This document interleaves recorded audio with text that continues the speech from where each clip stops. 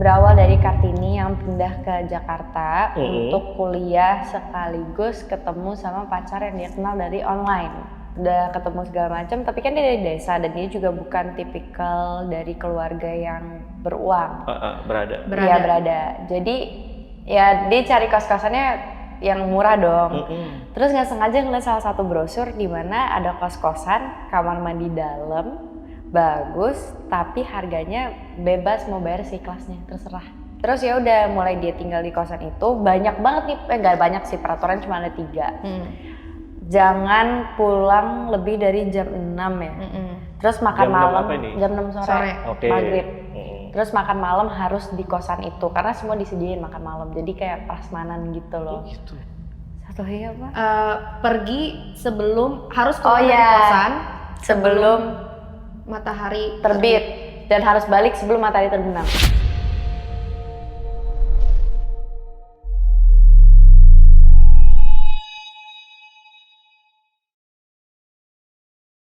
Pasukan Lentera Malam, ini gue punya bintang tamu yang bisa dibilang bakalan bikin kalian itu betah nonton nih. Kita sapa dulu aja, di sini udah ada Gemi dan juga Kalista. Halo. Hai Kak, apa kabar?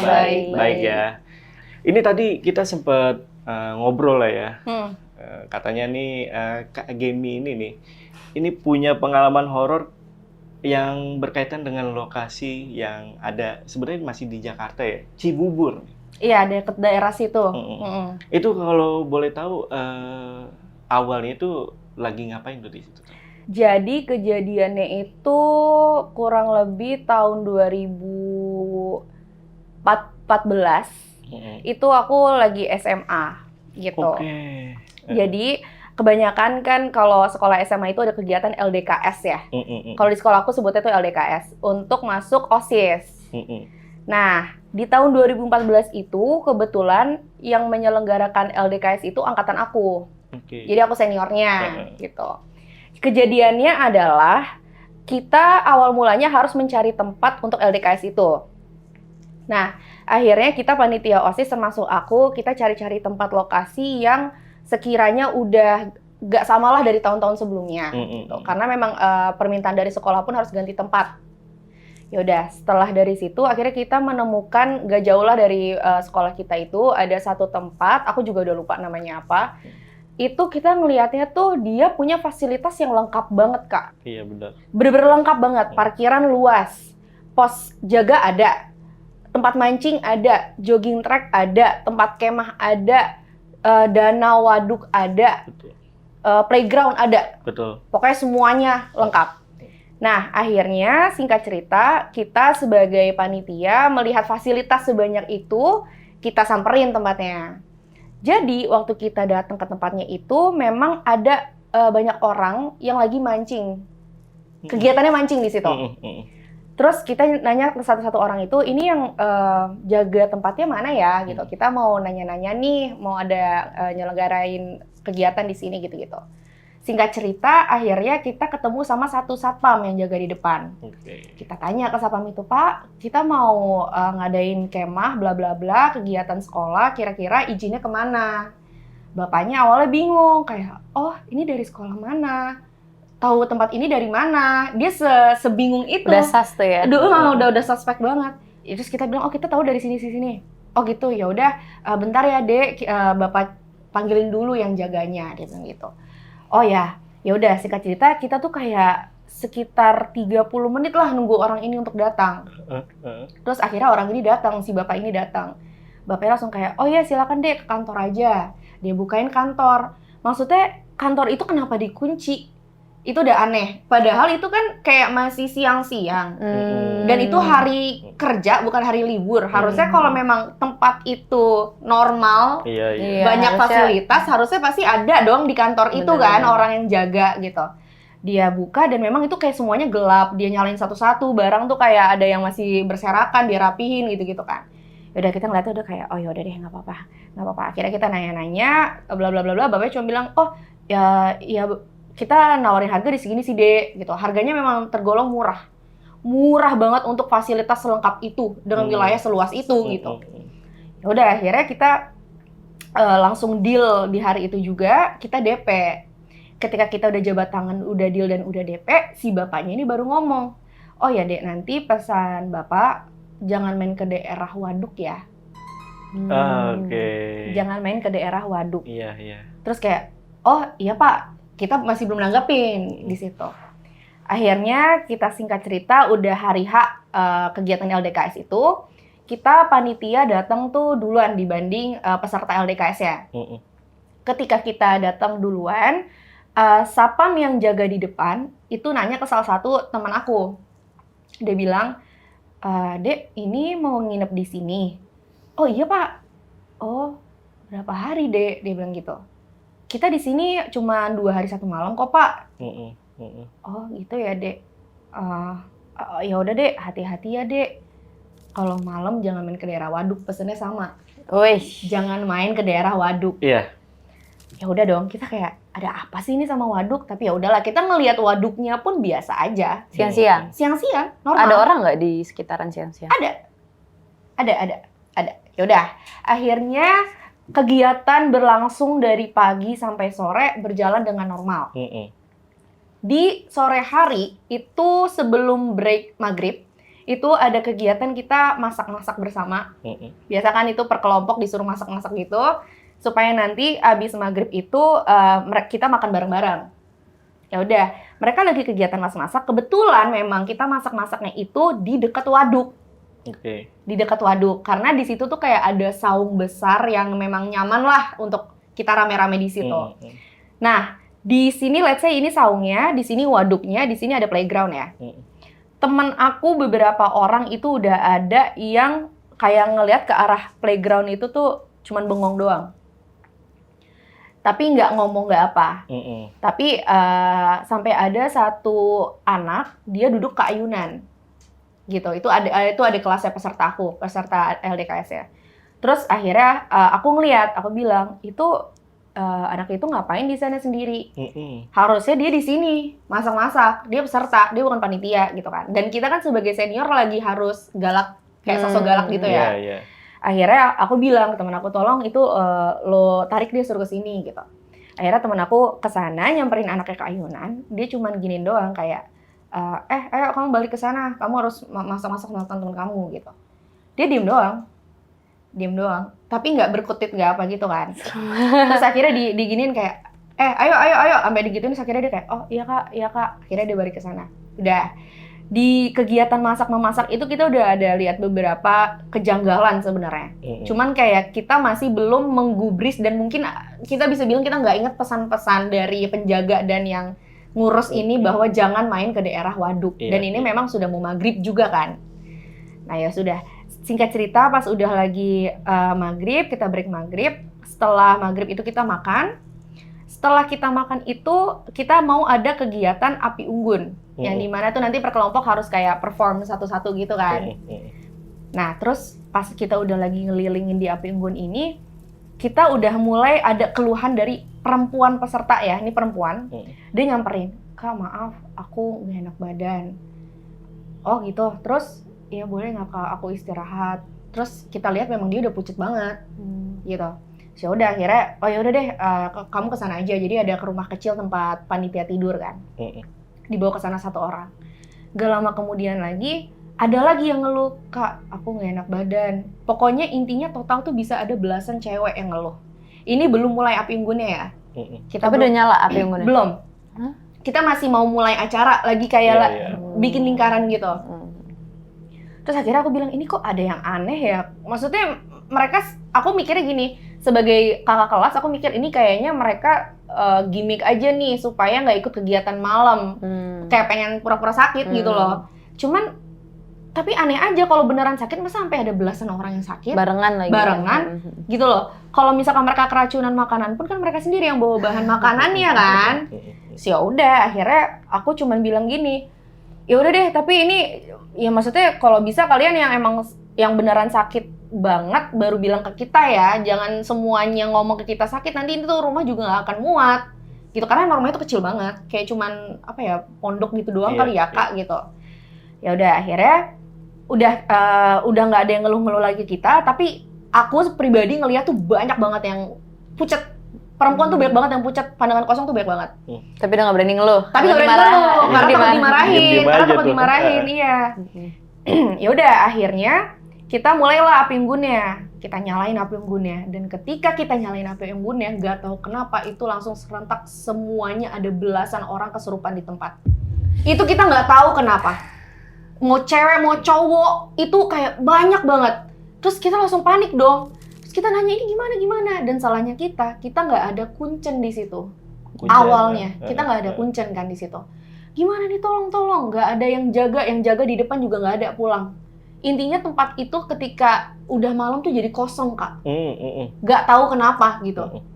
Akhirnya aku ngomong minta tolong cariin cowok-cowok naik motor, naik mobil terserah, cariin ke warga sekitar. Ini parah banget karena kita nggak bisa handle apapun itu. Guru juga kewalahan gitu kan. Akhirnya singkat cerita kita nunggu kurang lebih mungkin 20 menitan sampai si kuncen ini datang gitu. Kuncen ini datang, dia datang ke tempat tuh bener-bener cuman gini doang, kayak ngeliatin sekeliling, ngeliatin semuanya, dan dia kayak mungkin di dalam benaknya dia udah ada rasa yang kayak aduh gitu kali ya. Kayak aduh gitu.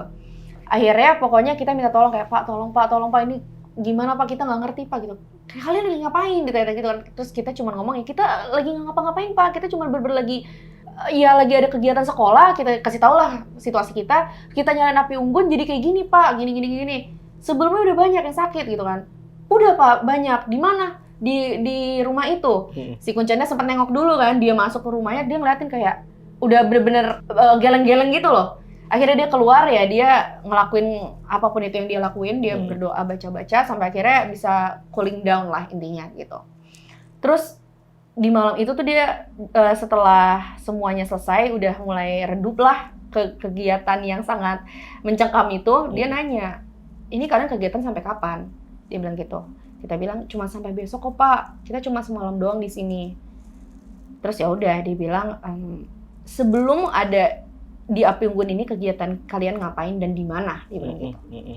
Kita masak-masak Kak, masak-masak Pak. Di mana? Di belakang. Dan itu dia udah tahu layoutnya ternyata. Dia udah tahu layout waduk di tempat itu. Dia bilang di belakang di waduk. Iya Pak, samping waduk. Terus dia cuman, emang kalian nggak dikasih tahu di sini ada apa dan kenapa? Dia gitu kan? Oh enggak Pak, kita cuman emang sih dikasih pesan untuk jangan ke daerah waduk, cuman kita nggak mikir sejauh itu Pak, gitu. Ya udah, akhirnya dia ngejelaskan lah di situ bahwa dia bilang tempat ini udah lama banget nggak pernah ada kegiatan. Kenapa nggak pernah ada kegiatan? Karena tempat ini selalu memakan korban. Korbannya di mana? Di dalam waduk itu. Di dalam waduk? Jadi kayaknya tuh ditarik gitu loh, ditenggelamin gitu loh. Serem banget. Dan itu kayak, aku cuman bisa bengong doang Kak. Terus aku nanya, terus apa, maksudnya apa hubungannya, kenapa bisa jadi kayak gini, kesurupan massal dan lain-lain. Ya mungkin mereka semua, ibaratnya gini, kamu udah lama bertahun-tahun gak dikasih makan. Kamu lihat ada makanan nih, rame lagi. Iya kan? Waduh, lezat nih rame kan? Terus kayak ketika kalian menyalakan api unggun, itu dimana artinya apa ya? Kayak start point untuk mereka. Dan jadi ketika kamu nyalain api unggun itu kalian ngebuka 3 portal dari 3 kerajaan. Jadi tempat ini adalah titik dimana ketemunya 3 kerajaan itu. Kayak mancing gitu ya? Mancing. Jadi api itu mancing mereka untuk kayak bisa keluar ke dunia kita mungkin ya. Bisa dibilang kayak gitu. Jadi kayak portalnya gitu. Kayak portalnya. Nah tadi sih udah sempet denger kan jawaban dari Kuncen tentang apa yang terjadi di situ kan. Kenapa bisa terjadi kesurupan massal. Ada lagi nggak jawaban dari Kuncen yang lainnya? Kenapa waduk itu tuh ada portal gaib atau menjadi angker di lokasi tersebut? Jadi kita akhirnya sempat nanya kan ke Kuncennya kayak, ini kenapa sih Pak sebenarnya tempat ini tuh kenapa gitu, dan waduk ini kenapa gitu. Si Kuncennya tuh bener-bener gak mau buka mulut. Aku yakin ini kayaknya memang ada sesuatu gitu di tempat ini gitu. Sampai akhirnya yang buka mulut itu si security yang jaga di depan. Dia bilang kejadian ini memang setiap tahun pasti ada, tapi ini udah lebih dari 3 tahun, udah nggak ada tumbal. karena udah nggak ada lagi yang mau nyewa tempat ini karena udah tahu masyarakat sekitar sama cerita ini. Kita korbannya, karena kita nggak tahu apa-apa kan. Kita datang ke tempat itu, ternyata udah 3 tahun lebih nggak ada tumbal. Ya makanya mereka pas dibuka portal langsung marah. Untungnya tapi ya kita nggak ada korban sama sekali ya kalau dari kitanya ya. Tapi kuncinya pas kita tanya tuh dia nggak mau ngomong apapun itu. Intinya dia cuma ngomong ini ada 3 kerajaan. Kalau nggak salah tuh kayak ada dari selatan, pokoknya kayak dari arah gitu Kak, kerajaan selatan, kerajaan Barat, timur. Barat, timur kayaknya gitu ya. Oke. Nggak ngerti, pokoknya dia ngomongnya gitu. Iya. Di malam itu kita juga nggak mau banyak nanya lah Kak, karena kita cuma pengen ini tolong diselesaiin, semuanya selamat. Udah cuma itu doang kita mikirnya. Gitu. Oke. Nah, untuk siswa yang kesurupan itu ada gak sih mereka ini ngelihat satu sosok penampakan gitu pada saat kejadian? Yang kesurupan itu kita nggak nanyain sih mereka lihat apa enggak. Cuman kita nanya ke kuncennya nih sosoknya ada apa aja. Salah satunya tuh di atas tenda itu ada yang berdiri bolak-balik, itu kuntilanak ya bisa dibilang kali ya. Perempuan gitu. Terus di belakang tuh sosoknya yang kayak tinggi gede, yang dekat-dekat pohon belakang tenda tuh tinggi gede. Terus ada juga teman aku ngelihat sosok perempuan di balik pohon. Mungkin bisa dibilang tuh kuntilanak juga kali ya. Jadi rata-rata mungkin bentuknya tuh lebih ke genderuwo sama kuntilanak. Oh, teman tapi ada yang lihat? Teman ada yang lihat, karena ini dia juga salah sih. Dia pipis sembarangan. Gimana tuh ceritanya? Maaf ya. Jadi gini, kita semua udah takut kan Kak? Iya. Ini udah pasca kejadian kesurupan. Kita semua udah takut. Ada yang kebelet pipis, kita jadi nggak berani untuk ke toilet lagi. Karena kayak MCK-nya tuh lumayan ke belakang, dekat waduk kan. Dan pipis yang bisa pipis di ruang tengah itu, yang pondok itu ya bener-bener cuma perempuan aja. Akhirnya cowok-cowok mereka sembarang pipisnya. Ada satu temen aku sembarang. Dia pipis di pohon, lagi pipis ditunjukin, katanya lari dia. Perempuan dia dikasih lihatnya gitu. Kuntilanak gitu ya? Kuntilanak kayaknya. Nah, berkaitan sama waduk sebenarnya memang kita tuh pernah ada narasumber dan itu udah lama banget sih ya. Dia nyeritain kalau memang pernah ada temennya itu pada saat LDKS juga sama, itu meninggal di waduk itu. Oh ya? Iya. Oh my god. Serem. Temennya itu salah satu korban yang ada di situ, meninggal di waduk di Cibubur. Demi apa sih Kak? Masa pakai Tuhan sih? Oh iya, udah aja. Ada kok videonya gitu. Jadi ini tempat aku yang... Iya. Masa? Iya, sama. Kan cuma satu. Iya sih. Iya kan? Nggak ada lagi Iya kan? sih. Iya. Bumi perkemahan itu kan cuma satu ya. Nggak usah LDKS lagi ya guys ya. Coy. Astagfirullah. Oh gitu. Iya, Itu tahun betul. berapa tuh Kak kira-kira? Aku lupa, itu udah lama banget Kak. Itu awal-awal kita bikin Lentera Malam. Oke. 4 tahun, 5 tahun lalu mungkin kali. Berarti 4 tahun yang lalu. Setelah kamu gitu kan? Setelah aku berarti. Oh berarti tempat itu masih mengoperasikan. Iya, bahkan Harusnya ada beberapa ditutup nggak juga. sih kayak gitu-gitu? Apa? Harusnya ditutup nggak sih? Bukan ditutup ya, mungkin lebih kayak... Kalau malam nggak usah ada yang masuk Iya, gitu. kayak jangan ada kegiatan untuk nginep-nginep lagi nggak sih kalau udah banyak yang memakan korban? Tapi kan memang mungkin di situ memang tempatnya untuk ada kegiatan sekolah seperti LDKS gitu. Iya memang sih. itu pas banget tempatnya. Emang pas di banget, situ. jujur memanjakan banget, semua fasilitas tuh ada gitu loh. Dan anehnya di tempat itu, dari pagi sampai sore, itu kegiatannya tuh ada. Kayak orang tuh ramai gitu Kak. Iya. Jogging ada, mancing ada, main di playground ada. Tapi ketika udah di atas jam 6, jangan kan di atas jam 6 deh, mau azan maghrib tuh langsung hilang semuanya. Sampai penjaganya pun hilang. Gitu loh. Penjaganya angkat tangan. Kayak nggak mau gitu kali ya. Berarti nggak sempet jurit malam itu, nggak sempet? Nah, itu dia. Aku juga lupa cerita. Jadi, harusnya kan kita ada kegiatan jurit malam kan. Ya, kita udah banyak lah rundown-nya. Tapi kayak karena kejadian itu, kita gimana ya caranya nih tetap harus ada jurit malam. Karena itu adalah salah satu, bisa dibilang rundown wajib ketika kita ikut LDKS untuk OSIS gitu. Cuman gimana nih ceritanya? Terus ya udah akhirnya kita berpikir untuk ya udah deh yang tadinya kita jurit malamnya tracknya lumayan panjang, posnya banyak, itu kita kecilin untuk safety semua orang kan gitu. Nah di jurit malam ini juga ada cerita nih Kak. Jadi gini, pas udah jam jurit malam kita udah ngerucutin lah posnya ya, udah nggak seluas itu. Harusnya itu let's say dari ada 8 pos jurit malam, kita kerucutin mungkin cuma di 5 pos. Kurang lebih.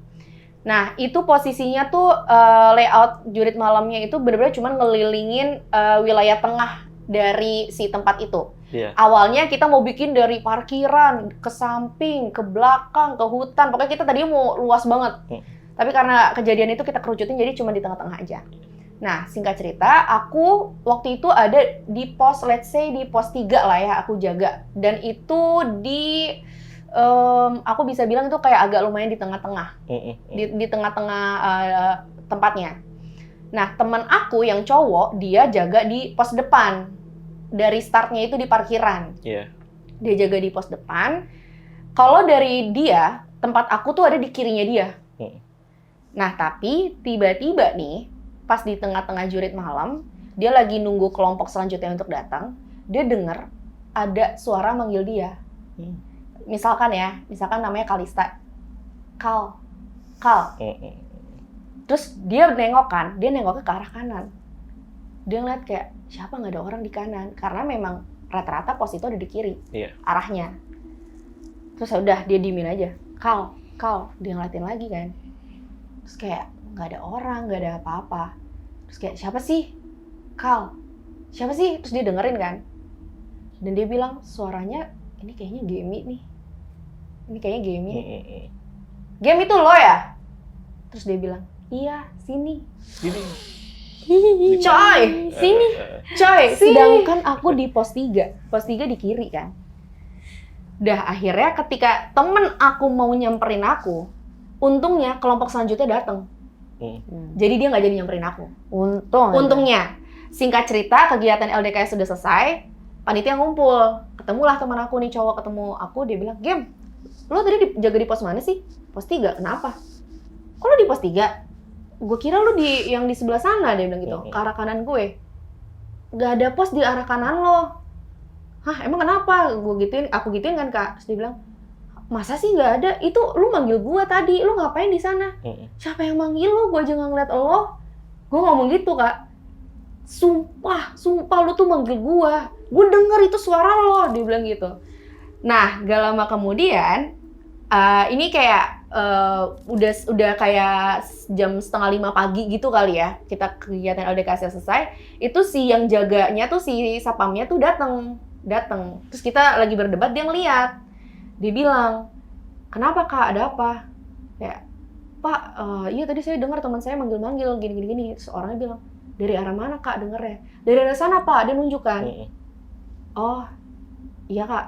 Emang itu apa sih Pak? Ditanya gitu kan sama teman aku. Iya, itu kuburan Kak. Iya. Coy. Suaranya gue. Kan takut. Ngeri banget. Takut. Kenapa gue ya? Kenapa gue? Dan masalahnya kejadian cloning suara aku tuh ada 2 kali Kak terjadi. 2 kali. Bukan di tempat yang sama, bukan di timeline yang sama. Kejadian yang berbeda. Aku bingung sih. Ini kayak, kenapa ya? Kenapa harus suara aku gitu? Dev, yang narsum lo yang ketabrak kereta itu dari Cibubur juga bukan ya? Enggak, dari Bogor. Yang kemahnya? Kan dia awalnya dari LDKS yang ketemu nenek-nenek. Bogor itu ya, beda ya? Oke, beda. Kenapa? Enggak, jadi ada narasumber, habis dari LDKS. Dia tuh dari situ, dia habis dari LDKS itu diikuti sama nenek-nenek dan dia ketabrak kereta besoknya. Oh shoot. Iya, kakinya amputasi. Iya, diamputasi. Oh my god. Terus jempol kakinya itu dipakai untuk penglaris dagangan orang, diambil sama orang. Serius? Iya, serius. Kok dia bisa tahu itu jempol dipakai? Jadi kakeknya itu punya kelebihan lah. Dan disamperin bener ada jempolnya itu ditaruh di plastik gitu. Gila. Serius gak sih Kak? Serius ini. Udah tayang. Coy. Udah tayang video. Terus akhirnya jempolnya diambil apa didiemin situ? Ya diambil. Oh my god. Diambil lagi sama keluarganya. Jadi keluarganya tuh nyamperin. Oh gitu? Digepin dong? freak banget orang-orang. Tapi percaya atau enggak, di Iya. Indonesia tuh emang mistis tuh kental Iya, banget kental Kak. banget. Tapi maksudnya dia tahu dari mana? Maksudnya dia lagi kayak gabut jalan-jalan terus ada ngeliat orang tabrakan terus dia langsung kayak mana jempol. Masa dia gitu kan enggak kan? Oh, mungkin itu. Mungkin dia tuh udah tahu soal mitos kalau penglaris itu pakai ini. Nah, kebetulan dia ada di situ. Diambil lah gitu. Aji mumpung gitu Aji Kak. mumpung. Aji mumpung Kak. Itu benar-benar kelindes itu dia. Kakinya deh. Pasti sini dikasih tahu. Aduh nggak kakinya. kebayang. Tapi kenapa nenek-nenek itu ngikutin dia dan ngebuat dia jadi celaka gitu? Ya, jadi tiap tahun itu di rel itu makan korban. Karena dulunya si yang bangun itu punya perjanjian sama setan. Tapi gue Perjanjian setan. Pas banget memang. Masuk. Nah, Iya. nah ini setelah kegiatan LDKC itu ada efeknya nggak? Buat teman-teman tuh yang apalagi yang kesurupan tuh. Nggak ada untungnya, karena mungkin kuncennya itu lumayan sakti. sakti kayaknya ya. Sakti. Jadi dia benar-benar menetralisin semua. Jadi Ya. ketika dia bilang ini dibuka portalnya api unggun itu mulai, itu dia bilang emang ini tuh kalian tuh udah dipantengin dari mungkin ibaratnya dari pagi kali ya dipantenginnya gitu. Jadi ketika portal itu dibuka mereka langsung keluar gitu. Nah, tapi untungnya semuanya dinetralisir sama si kuncennya, dari yang kesurupan sampai yang perempuan-perempuan yang cewek-cewek yang sakit itu semua dinetralisir dan mereka untungnya nggak kenapa-napa sih setelah kejadian itu. Yang sakit tuh kesurupan nggak yang di pondok? Nggak, mereka nggak kesurupan. Oh, tapi aku nanya. Oke. Aku nanya, nggak tahu kenapa aku nanya gini. Jadi pas aku lagi ngecek mereka, aku nanya gini, di sini ada yang lagi mens nggak? Tahu nggak apa yang Semuanya. terjadi? Semuanya angkat tangan. Yang kesurupan itu? Bukan, yang perempuan yang di pondok Oh. Yang katanya sakit. Iya, yang iya, katanya iya. sakit. Itu ternyata semuanya tuh lagi mens. So aku kayak, oh pantes, pantes. Gitu sih. Lebih mancing lagi tuh ya. Lebih mancing lagi, makanya kenapa yang diincer perempuan-perempuan ini duluan, karena mereka yang keadaannya lagi nggak fit dan lagi kotor. Mungkin ketika mereka udah dipindahin, akhirnya Dan mereka juga yang, ada istirahat, udah apa segala macam kan. kenanya akhirnya yang di api unggun, orang-orang yang di tengah-tengah api unggun itu. Yang paling inget sama Gemi, kesurupannya kayak gimana tuh yang paling? Yang paling inget ya teriak-teriak, ngeberontak gitu Oke. sih. Tapi kan kalau kata orang ada yang kayak macan, ada yang apa gitu kan. Enggak ada yang kayak gitu. Bener-bener teriak-teriak kayak orang kesurupan aja gitu. Ini kita coba ngulik lagi nih ya. Iya. Ini kan lokasi perjanjian setan juga ini kan di lokasi yang tadi kita ceritain ya, Iya. di Cibubur ya. Bener. Nah, ini Kalista baru pertama kali atau udah pernah sebelumnya Apa? ke lokasi ini?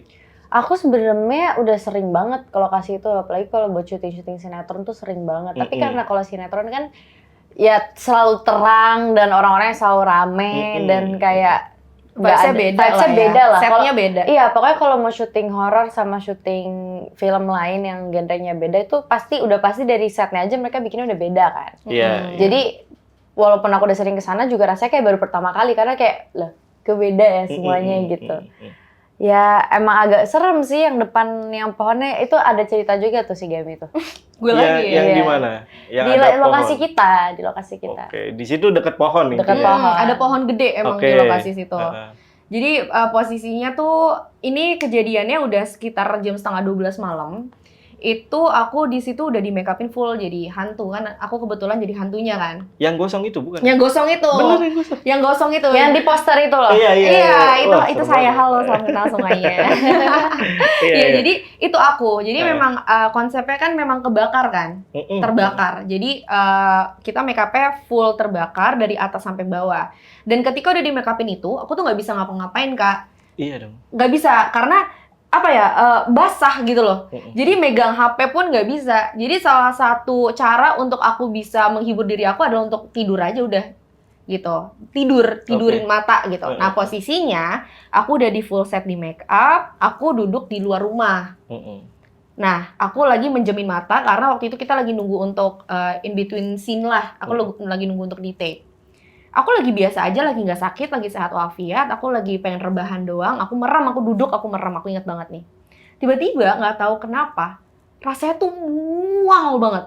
Mual yang nggak pernah aku rasain sebelumnya. Mual banget. Udah di ujung untuk muntah tapi nggak bisa muntah gitu loh Kak. Terus aku mikir, aduh kenapa nih masuk angin lagi nih jangan-jangan, mikirnya gitu kan.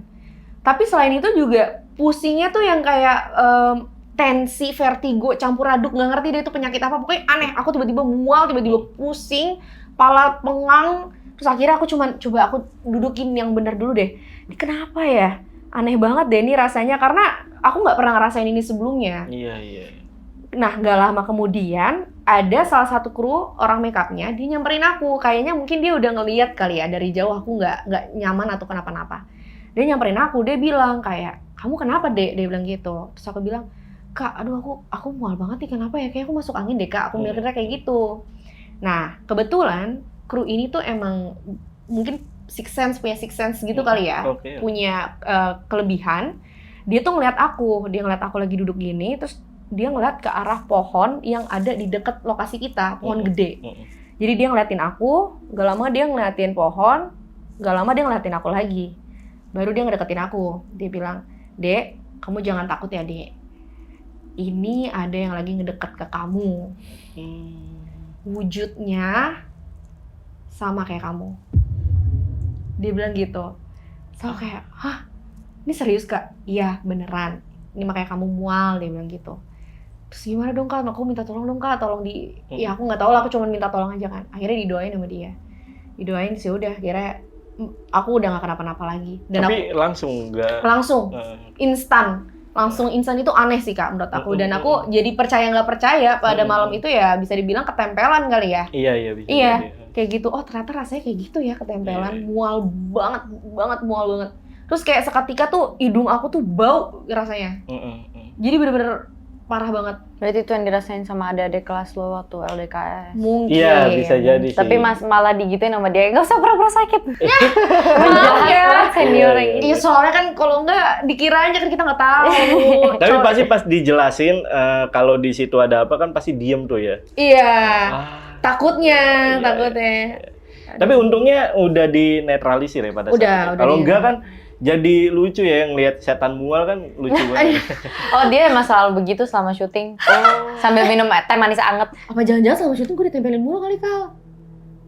Ya bisa jadi. Dan gue nggak nyadar. Kan lo sendiri yang minta dibantuin.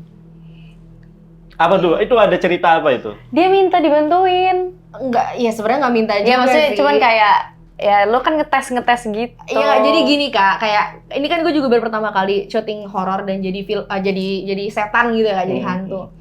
Dan gue tuh kayak gimana ya? Kalau dibilang takut, percuma ngapain gue takut, karena pasti bakal banyak banget adegan gue sendiri. Adegan kayak misalkan nih gue harus nakut-nakutin dari lorong sendiri nih dari ujung. Ini kan kamera dari sini semua gitu misalkan. Jauh lo sendiri. Kru tuh pasti di sini, nggak mungkin ada yang di sini, kalau nggak bocor dong. Betul.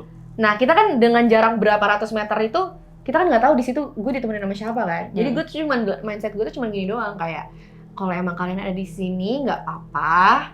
Kalau kalian mau nampakin nggak apa-apa. Kalau kalian mau bantu aku pun nggak apa-apa. Tuh. Gitu. Cuman dia minta Kak. Jadi sebenarnya bukan minta sih Kak, cuman kayak maksudnya gini dari mempersilahkan aja. Yang penting nggak ganggu. Aku ngomong gitu kayak. Ya salah juga kali ya gue ya, gak tahu sih maksudnya ya gitu lah. Tapi berarti pada saat selesai syuting pun Gemi juga nggak tahu apakah ini masih ketempelan atau enggak. Nggak tahu. Biasanya kan kalau makhluk gaib itu kalau nempel itu Coba tes dulu. Coy. Lama gitu. Iya bener ada kalau iya. Panas-panas gitu sih Kak di sini Kak. Tapi setelah syuting itu nggak ada kejadian yang gimana lagi sih. Untungnya ya alhamdulillah. Mungkin mereka juga kayak bosen nempelin lu, nggak seru hidupnya gitu kali. Bosen gabut katanya. Gabut iya. Nah, berarti di lokasi itu langsung dibuatin ini kan ceritanya berkaitan sama kosan ya. Betul. Itu di set itu. Di set. Dibikin kosan gitu. Iya, dibikin kayak kosan sih. Nah, ini apa yang ngebuat Gemi ataupun Kalista tertarik untuk ngerjain film Perjanjian Setan ini? Coba Kalista dulu. Kalau aku sih yang bikin aku tertarik tuh ceritanya sih, terus sutradaranya. Dan aku tuh suka sama karakter aku karena nggak flat kayak biasa kan kalau protagonis tuh cuman yang kayak ya udah flat gitu-gitu aja. Tapi kalau ini tuh ada moments dimana karakter aku tuh switch dari kayak ya good girl tiba-tiba kayak switch and then balik lagi gitu. Di situ karakternya namanya siapa Kak? Kartini. Kartini. Oke. Kalau dari game? Kalau aku Jadi apa di situ? Aku ya, jadi Dianti. Jadi setan. Jadi setannya, Ya. tapi setannya punya nama kok teman-teman. Namanya Dianti. Oke. Dianti. Jadi yang ngebuat aku tertarik untuk join film ini film horor pertamaku. Dan ketika ditawarin, peran aku ternyata jadi hantunya. Jadi aku mau experience itu. Iya. Aku mau experience itu. Terus pas aku lihat juga, oh Dianti ini lumayan Kompleks juga ceritanya. Iya, dia hantu tapi bukan hantu yang wah gitu doang, enggak. Tapi dia sukanya merasuki. Dianti itu sukanya merasuki gitu. Dan kenapa aku pengen terima juga karena aku pengen ngalamin aja sih kayak untuk menjadi experience-nya untuk jadi hantu, apakah akan semenakutkan itu di lokasi? Karena kan katanya hantu itu lebih gampang yang kita yang makeup hantu lebih gampang diincar sama hantu-hantu yang nyata gitu kan, karena ya nampaknya mirip ternyata benar dikira temen gitu. Dikira temen gue ini kayaknya enak banget temen gue duduk nongkrong di situ ngeteh gue melayang mulu di atas gak turun-turun gitu. Iya bener. Tapi boleh gak diceritain sinopsisnya dari kalian berdua, ini perjanjian setan itu kayak gimana sih sinopsisnya? Jadi ceritanya adalah berawal dari Kartini yang pindah ke Jakarta untuk kuliah sekaligus ketemu sama pacar yang dia kenal dari online. Oke, kayak zaman-zaman sekarang ya. Iya. Banyak gue. Terus udah gitu dia udah ketemu segala macam, tapi kan dia dari desa dan dia juga bukan tipikal dari keluarga yang beruang. Berada. Iya, berada. Jadi ya dia cari kos-kosannya yang murah dong.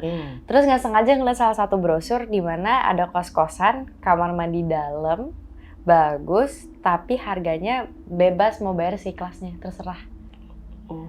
Dari situ udah aneh kan. Cuman ya karena namanya juga udah nggak punya uang, jadi ya udah deh mau nggak mau. Terus kayak malah pacar online aku yang aku temuin itu juga kayak agak-agak skeptis dikit sama kos-kosan itu. Cuman dia kayak ya udah deh kalau ada apa-apa kabarin aja gitu. Jadi ceritanya tuh pacarnya ini tuh mau ngajakin tinggal bareng tadinya. Cuman si Kartini ini nggak mau karena kan kayak dari desa juga segala macam kan it's new. Iya. Dia nggak mau akhirnya. Terus ya udah mulai dia tinggal di kosan itu. Banyak banget nih, nggak banyak sih, peraturan cuma ada 3. Jangan pulang lebih dari jam 6 ya. Terus makan malam jam 6 sore. Maghrib. Terus makan malam harus di kosan itu karena semua disediain makan malam, jadi kayak prasmanan gitu loh. Iya, sebenarnya enak gak sih? Iya enak banget. Harus makan malam di situ pokoknya. Terus satu lagi apa? Pergi sebelum harus keluar dari kosan sebelum matahari terbit dan harus balik sebelum matahari terbenam. Berarti di antara jam 5 subuhan gitu? Iya, udah harus keluar. Jadi nggak boleh keluar siang-siang gitu, nggak boleh. Jadi keluarnya harus sebelum matahari terbit sama pulangnya sebelum matahari terbenam. Gitu. Terus dari situ udah agak-agak aneh, cuman kayak dia mikir ya udahlah enak aja mumpung dapat fasilitas. Tuh juga dia kan nggak mungkin lama-lama di kosan kan, dia harus kuliah kan. Jadi ya udah pas aja dia kuliah pagi, bangun pagi. Terus pulang makan malam bareng-bareng ditemenin sama teman-teman yang lain, jadi kayak ya udah nggak ada masalah gitu. Cuman makin hari kok kayak banyak banget kayak yang janggal gitu di kosan itu, sampai akhirnya dia tuh kan di sana cuma punya teman namanya Dianti. Kita tuh bestie di kosan itu. Terus apa lanjutin deh? Ya pokoknya Dianti dia sangat friendly sama Kartini. Ini baik banget. Friendly banget dia sama Kartini. Tapi di balik itu ada sesuatu yang ditutupi oleh Dianti. Gitu. Tapi so far sih menurut aku yang bikin cerita ini seru adalah semua orang tuh punya arc-nya gitu loh. Nggak ada karakter manapun yang truly jahat tuh nggak ada. Semuanya tuh ada alasannya. Semua punya cerita masing-masing kenapa mereka begini. Gitu. Termasuk tadi. Termasuk Kartini, termasuk Dianti. Yang tadinya jadi dari baik jadi Iya. ya Iya, bad itu. girl gitu ya. Iya. Naik kuda tuh, enggak. Enggak dong, beda. Bawa Beda coy. motor, Coy. Beda ya. Nah, ini nih. Tadi kan bisa dibilang Kartini dan juga Dianti ini kan jadi bestie ya. Iya. Nah, itu kalian gimana tuh nyiptain chemistry di lokasi syuting atau sebelumnya atau gimana? Nah, kebetulan kita udah pernah syuting bareng Iya, udah waktu pernah. itu. Jadi kita pernah ketemu di FTV. Terus ya udah dari situ kita udah mulai ngobrol. Jadi pas kita ketemu lagi tuh udah yang kayak Udah akrab. What's up, bro? Oh, oke. Udah kenal, udah akrab. Bisa langsung Iya, klik gitu iya. langsung. Bisa. Sebentar itu ya. Untungnya. Berarti di lokasi syuting ya itu ya, Mas? Oh, sebelumnya Reading, ya, ada reading. reading Iya. dulu. Iya. Oke, menarik. Untuk tantangannya sendiri ada gak di syuting Perjanjian Setan ini? Untuk Kalau Kalista dari boleh. aku, tantangan utama aku adalah yang harus men-switch karakter itu sih. Itu tantangan utama aku. Jadi kayak aku nggak cuma memerankan satu karakter, tapi aku memerankan dua karakter berbeda gitu. Iya. Itu sih yang agak tantangan yang lumayan. Terus itu kan tantangan mental ya, tapi kalau tantangan physical of course karena kita kan syuting horor udah pasti jamnya kebalik ya. Dan fisik kita tuh capek banget. Iya. Kayak kita bisa kelar tuh jam callingan mungkin dari siang mungkin jam 12, tapi selesai itu bisa jam 6 pagi atau jam 5 pagi. Itu sih tantangan fisiknya. Kalau syuting horor tuh harus benar-benar fit, kalau nggak kita tepar semua sih pasti. Malam ya udah pasti ya kan? Udah pasti, karena kan pasti banyakan scene malam kan dibandingkan scene pagi atau siang. Jadi tantangan utama fisik yaitu, terus kalau mental ya aku harus memerankan dua karakter itu. Kalau Gemi? Kalau aku pribadi lebih ke fisik sih. Fisik aku. Karena energinya yang dikeluarkan Masya Allah. Fun fact banget, Gemi itu lagi sakit waktu lagi syuting. Jadi banyak momen aku sakit, banyak momen aku sehat, Iya. sakit lagi kayak gitu. Iya. Makanya energi aku benar-benar harus full banget dikeluarinnya, karena ditambah lagi aku untuk di make upin jadi hantunya Dianti. Itu bisa memakan waktu kurang lebih 2-3 jam sendiri. Untuk di make upin, proses make upnya aja ya. Setiap hari tuh? Iya. Setiap ada Setiap ya ada itu. waktunya. Jadi dia datang paling pagi, pulang harus paling malam karena bikin make upnya kan 2 jam 3 jam. Ngelepasinnya juga sekitaran segitu. Sekitar segitu untuk bersihin ya. Untuk bersihinnya. Jadi harus di lokasi dulu gitu. Jadi Sampai- lebih ke situ sih kalau aku, lebih ke energi aku sih yang benar-benar harus aku Capek siapin. pasti. Aku misal udah pulang nih jam 5, aku udah sampai rumah. Dia tuh bisa jam 7 baru bener jalan dari lokasi untuk pulang ke rumah karena buat ngelepasin dulu. Iya juga ya. Itu memang bener-bener susah itu, nggak bisa ya, bukan kostum itu ya? Bukan. Itu make up kayak Prostetik. Iya, kayak gitu kali ya, bisa dibilang kayak prostetik gitu. Jadi untuk bisa dilepasinnya pun harus pakai alatnya mereka yang mereka punya, bahan-bahan yang mereka punya, alkohol yang mereka gitu. Nggak bisa, misalkan aku beli alkohol sendiri itu nggak bisa. Karena ada alkohol khususnya gitu untuk kayak ngelepasin make upnya. Ini aja aku masih ada bekas nih. Wih, itu apa? Itu kenapa itu? Ini bekas make up film yang lagi syuting sekarang. Tapi semalam tuh aku pulang itu kan jam 3, jam 4-an. Aku udah nggak kuat, ngantuk banget. Aku minta pulang. Terus mereka bilang, itu nggak mau dibersihin dulu. So, aku ngide aja. Aku bilang, nggak usah, aku bersihin sendiri aja. Ternyata emang bener nggak bisa hilang. Jadi ini contohnya kalau kalian bandel kayak aku dan nggak mau stay sejam lebih untuk dibersihin, jadi begini. Jadi begini. Nih, ini masih ada nih. Tuh. Iya, Kelihatan itu ada tuh. Tapi Tapi nanti ini bisa baru- hilang kan? Tunggu aku syuting lagi, baru aku minta sama orangnya, Mas, minta deh cairannya baru hilang. Oh gitu? Iya. Cairan khusus? Ada Ada cairan khususnya. alkohol khusus gitu. Oke. Menarik, baru tahu nih. Nah ini biasanya kalau syuting film horor itu sebelum syuting ada ritual nih. Nah di film Perjanjian Setan, setahu kalian ada ritualnya juga gak? Kita sih nggak nggak ada ya. Karena mungkin dari tempatnya sendiri juga nggak ada kuncennya atau apapun itu. Karena itu emang tempat dipakai syuting kan. Jadi nggak seribet itu. Terus kita juga sebenarnya kan syuting ini tuh cepet banget hitungannya. Jadi kayak emang ya udah kita syuting aja gitu. Cuman ritual aku pribadi sih adalah tidur sama orang tua aku. Karena aku takut tidur sendiri gara-gara syuting film horor. Enggak. Maksudnya aku tuh kan takut banget sama hal-hal berbau mistis kayak gitu kan. Dan jadi karena ini juga film horor pertama aku bahkan baca skrip full aja tuh yang harusnya di reading udah baca full. Aku tuh nggak berani sampai pas udah mau syuting baru aku baca full. Karena aku takut banget sama cerita-cerita horor kayak gitu. Jadi ritualnya aku adalah Aku kalau misalnya habis syuting film horor tuh pasti aku pulang, aku tidur di tengah-tengah mama sama Allah. Oh, Karena aku pas penakut. pulangnya ya. Iya. Kalau Gemi, Aku nggak tahu ini bisa disebut ritual apa enggak untuk aku pribadi. Tapi kalau aku mau jadi Dianti yang orang sama Dianti yang hantu beda.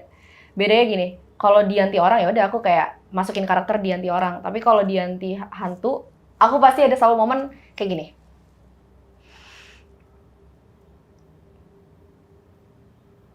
Udah, Biar dapat. biar dapet. Jadi kayak di situ aku kayak nggak tahu kenapa aku ngerasanya ketika aku tarik nafas itu kayak masuk dari belakang. Kalau aku udah siap baru aku buka mata.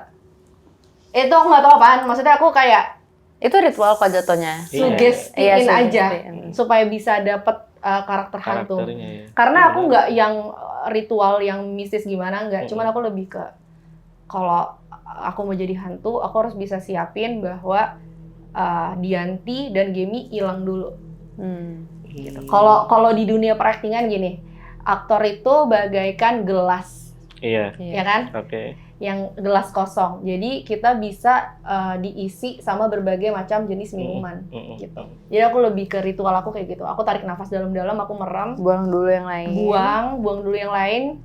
Ketika aku udah ngerasa nih Dianti yang hantu udah masuk nih, baru aku buka.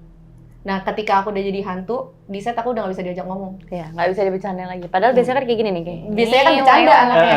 Cuma kalau udah jadi Dianti nggak mau ngomong. Dianti yang hantu ya maksudnya. Kalau Dianti yang temen, yang manusia ngobrol. Masih ngobrol. Gitu. Kalau misalkan ada yang nggak tahu gitu ya, terus ngajak ngobrol, diem aja berarti. Diem. Sebenarnya kalau misalnya menurut aku sih, kalau di lokasi syuting udah pasti semua udah pada tahu ya. Karena kan pastinya orang yang udah biasa syuting tuh pasti tahu lah, semua aktor tuh pasti punya metode masing-masing. Dan kalau misalnya udah masuk ke scene berat, apalagi kayak scene yang udah jadi hantu apa segala macam, orang pun untuk mendekati, untuk mengajak ngobrol tuh mikir 2 kali karena nggak mau mengganggu konsentrasi pemain kan. Jadi tapi kalau setelah take ya of course diajak ngobrol apa segala macam tetap. Tapi dari pengalaman kalian nih, syuting nih, apapun ya, itu pernah keikut gak karakternya di kehidupan real kalian?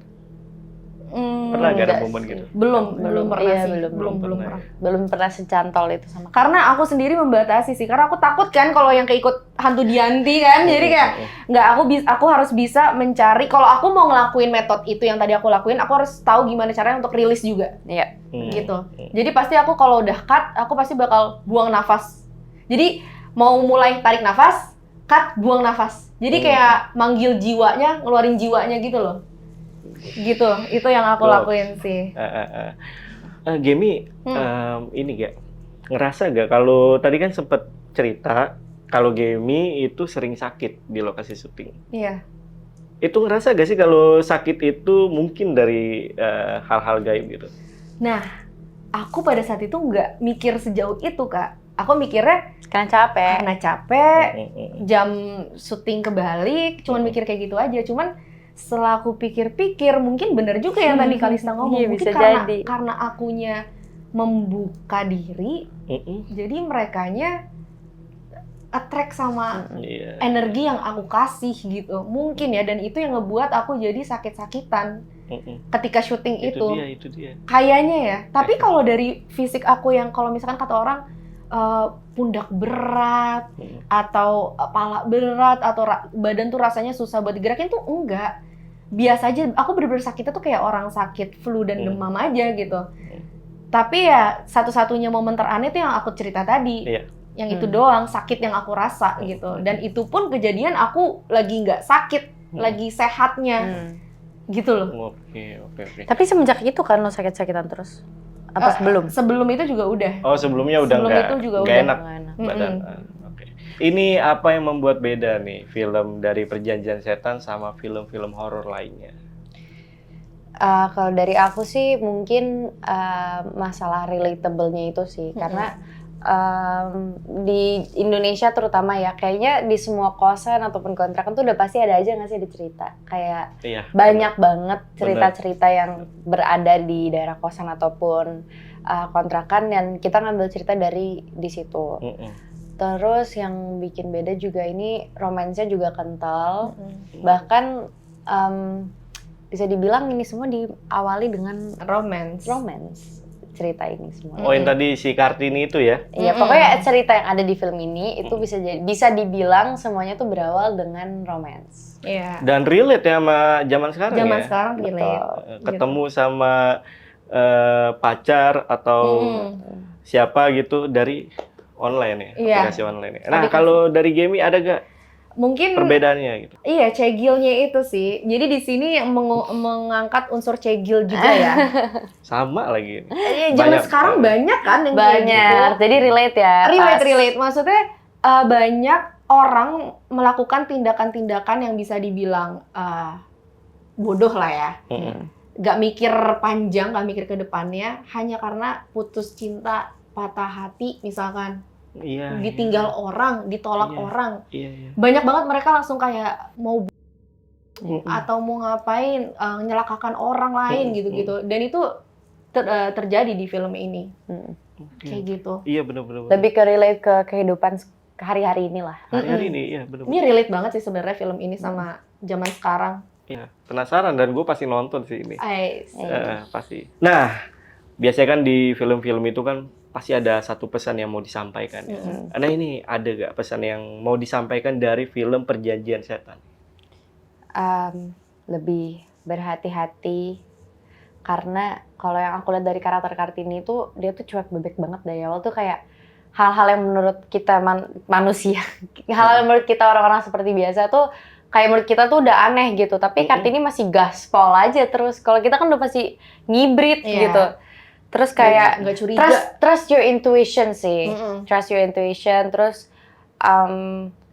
jangan terlalu bucin.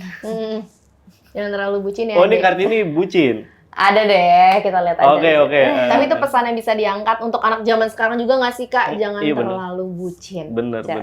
Karena bucin, terlalu bucin bisa membutakan semuanya. Dari hal baik sampai hal buruk. Betul banget. Jadi pesan dari aku adalah cobalah untuk stay waras. Love yourself more. Love yourself more Iya. gitu. Jadi jangan sampai hal-hal buruk atau hal-hal negatif mempengaruhi pikiran kita yang sedang tidak baik-baik saja. Betul. Berarti si tadi Kartini itu zodiaknya mungkin Cancer ya?